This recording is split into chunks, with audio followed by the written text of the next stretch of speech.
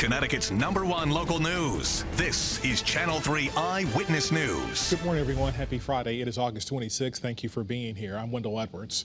We are in an early warning weather alert right now. Let's get right to meteorologist Scott Haney with the timing of some severe weather that could be coming our way. Scott. Wendell, thank you so much. 7 o'clock straight up on this Friday. It is August 26th, and we do run the risk for some strong storms this afternoon. So you download that app. Keep it tuned to Channel 3 throughout the day today. We'll get you through the storms.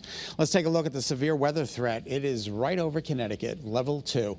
Yeah, this is a little bit of an upgrade since yesterday. Most of the state is now encompassed at level 2, as opposed to yesterday when only northern Connecticut was.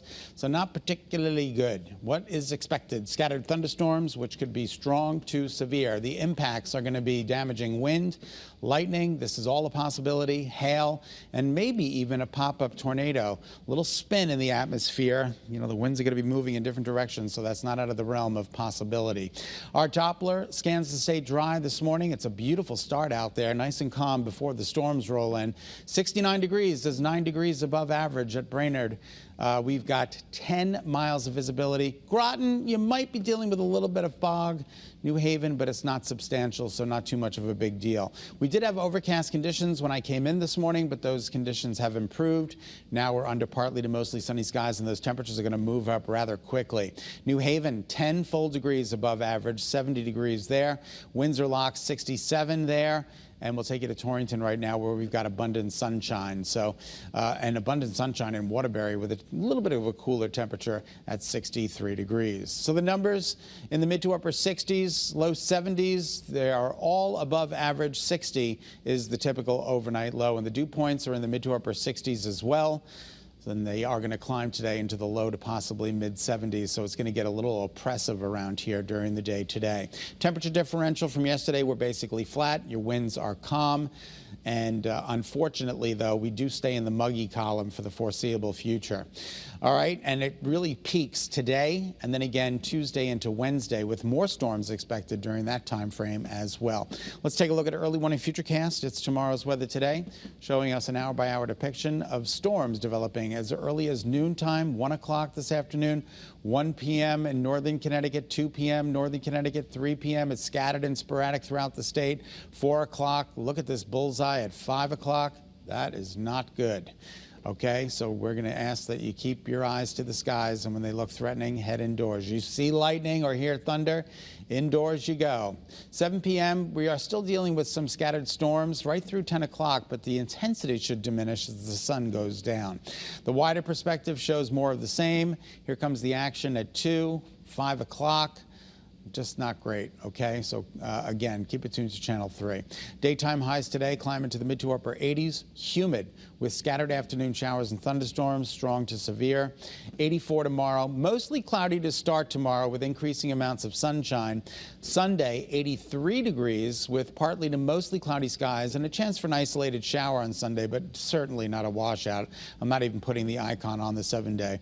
And then Monday, Tuesday, and Wednesday, we run the risk for another heat wave here with 3 consecutive days of 90-plus degree heat. Scattered showers and thunderstorms Tuesday, more likely on Wednesday. It's going to be humid Monday, Tuesday, and Wednesday.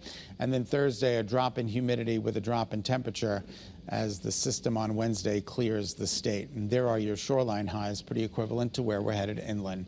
All right, just about 7:04. That's a check of your early warning forecast. Once again, keep it tuned to Channel 3 throughout the day today. We'll keep you posted on this potential for some strong to severe storms. Wendell, we'll send it back to you. Scott, thank you. This morning, a 24-year-old man is back in custody after he ran away from a court hearing yesterday morning. We first brought this to you as breaking news.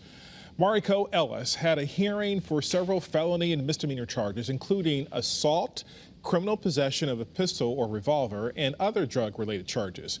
But officials say as the court got ready to raise his bond, he ran out of the courtroom and escaped the building.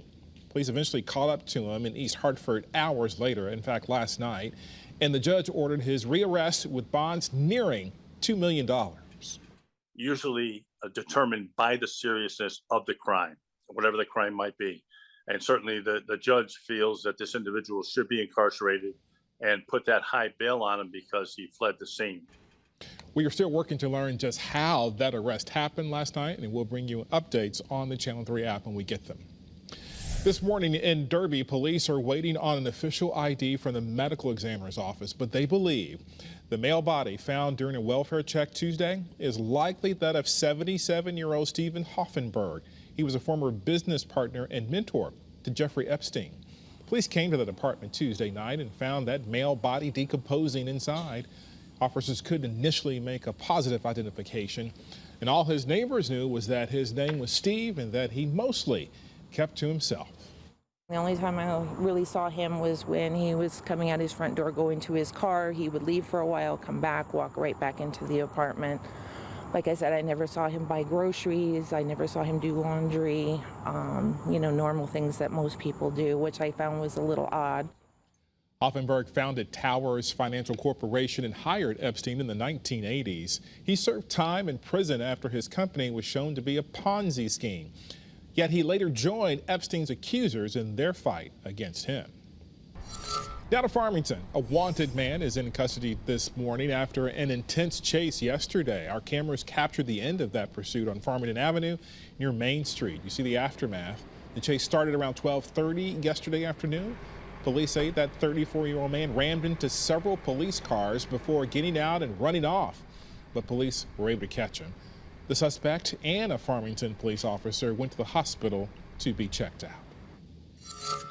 Police in Plymouth released new information about another educator arrested. 46-year-old Rebecca Holleran of Bristol is now accused of failing to report abuse, neglect, or injury of a child. It's the latest arrest in a story we've been on top of all week. Holleran is the third of 4 school employees arrested this week in connection with allegations of sexual abuse against a former teacher at Plymouth Center School. New this morning, Eyewitness News has learned a Danbury man died following a crash in Waterbury last night. It happened on I-84 near exit 23 when 20-year-old Zachary Carlson crashed into a tractor trailer in the westbound lanes. Our Pinpoint News tracker shows you the area where it happened. He was declared dead on the scene. The tractor trailer driver was taken to the hospital with minor injuries. He's 62 years old. The crash is still being investigated. If you have any information, please call the Waterbury Police Department.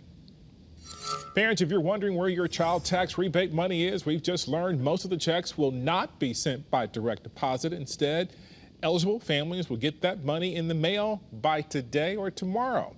We were just told by the end of the week. Parents will get $250 per child for a maximum of 3 children.